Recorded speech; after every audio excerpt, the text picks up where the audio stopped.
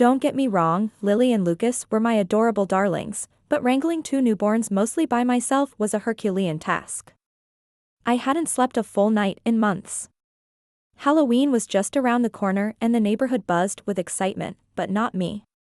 I could hardly muster the energy to decorate, let alone keep up with the suburban festivities. Then there was Brad. When sleep-deprived mom Genevieve discovers her car covered in eggs, she thinks it's a prank, until her smug neighbor Brad admits he did it because her car was ruining the view of his elaborate Halloween display. Furious, but too exhausted to argue, Genevieve vows to teach him a lesson. I was bone-tired, the kind of tired where you can barely remember if you've brushed your teeth or fed the dog. My days had become a blur since the twins were born. The man took Halloween so seriously that you'd think his life depended on it.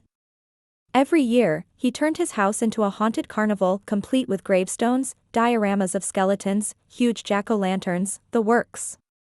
And the smug look on his face every time someone complimented him? Please, his spectacle enamored the entire block. But me? I was too busy trying to keep my eyes open to care about Brad's ridiculous haunted house. It was a typical October morning when everything started to unravel. I shuffled outside with Lily on one hip and Lucas cradled in my arm. I blinked at the sight before me. Somebody had egged my car. Broken bits of shell were stuck in the semi-congealed Go. which was dripping down the windshield like some twisted breakfast special. Are you kidding me? I muttered, staring at the mess. I had parked in front of Brad's house the night before. It's not like I had much choice. The twins' stroller was impossible to push all the way from down the street, so I'd parked close to our door. At first, I thought it had to be a prank. But when I noticed the egg splatters reached all the way to Brad's front porch, my suspicion turned into certainty. This had Brad written all over it. Brad, with his grandiose Halloween display, had no claim to the curb, but it didn't matter to him.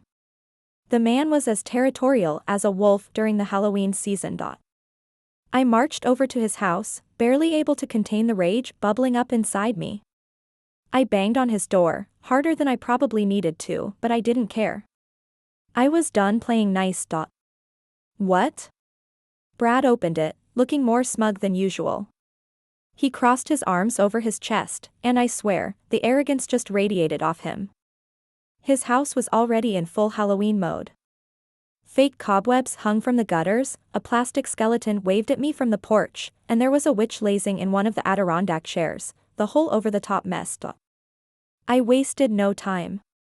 Did you see who egged my car? Brad didn't even blink.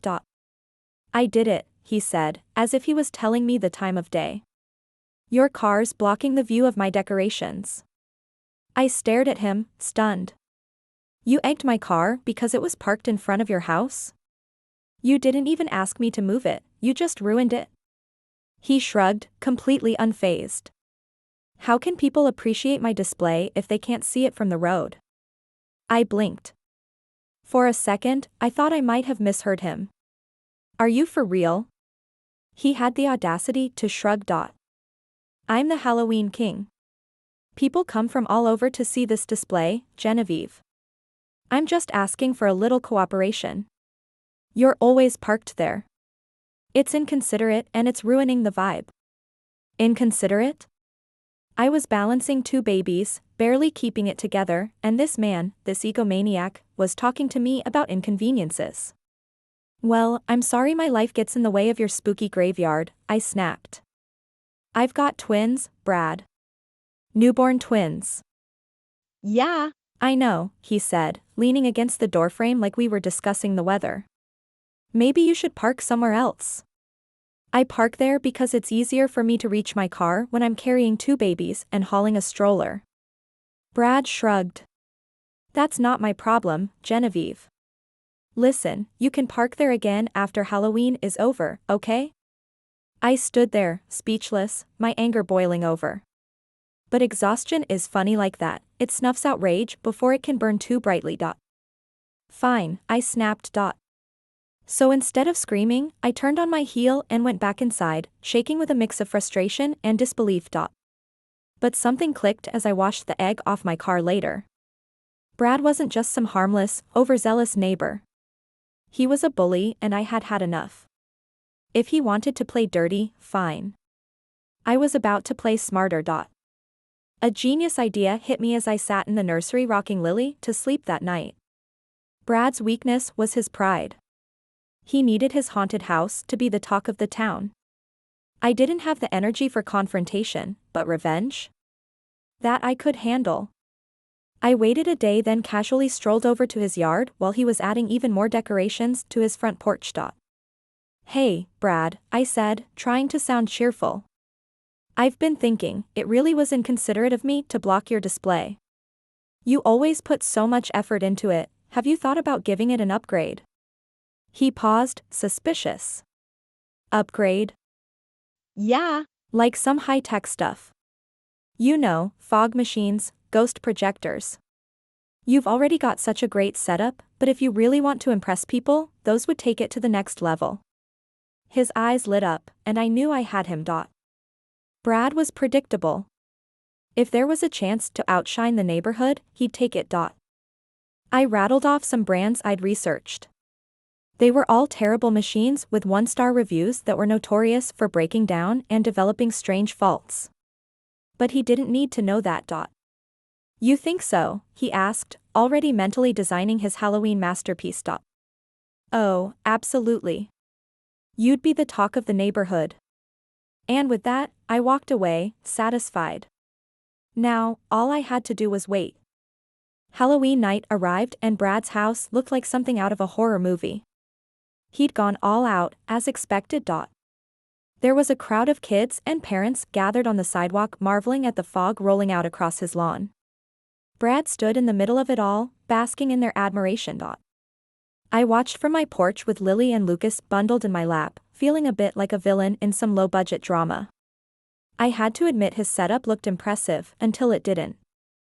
The fog machine sputtered right on cue, and instead of producing that eerie, atmospheric mist, it started spraying water like a garden hose. The crowd gasped, kids giggled, and Brad panicked. He raced over to the machine and fiddled with the buttons, trying to make it stop. But it wasn't over. The ghost projector, his prized centerpiece, flickered on and off, casting a jittery, cartoonish ghoul that looked more like a deranged blob than a ghost. Parents chuckled and the kids were outright laughing now. Then came the final blow. One of his inflatables, a giant Frankenstein, collapsed in slow motion, its deflating head rolling comically across the yard.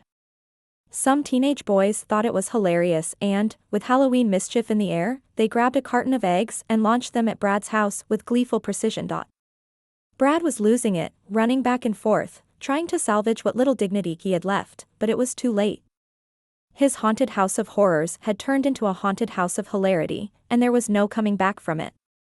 The next morning, just as I was feeding Lucas, there was a knock on the door. I opened it to find Brad looking deflated. Much like his Frankenstein. He wasn't his usual cocky self, and for a split second, I almost felt bad. I wanted to apologize, he mumbled, not quite meeting my eyes. For egging your car. I overreacted. I crossed my arms, taking my time before responding. Yeah. You did. I didn't realize how hard it must be, with the twins and all. He rubbed the back of his neck, clearly uncomfortable. I'm sorry. I let the silence hang for a moment longer, watching him squirm. Thanks for apologizing, Brad. I'm sure it won't happen again. He nodded quickly, eager to escape the awkwardness. No, it won't. As he turned to leave, I couldn't help but add, funny how things have a way of balancing out, huh?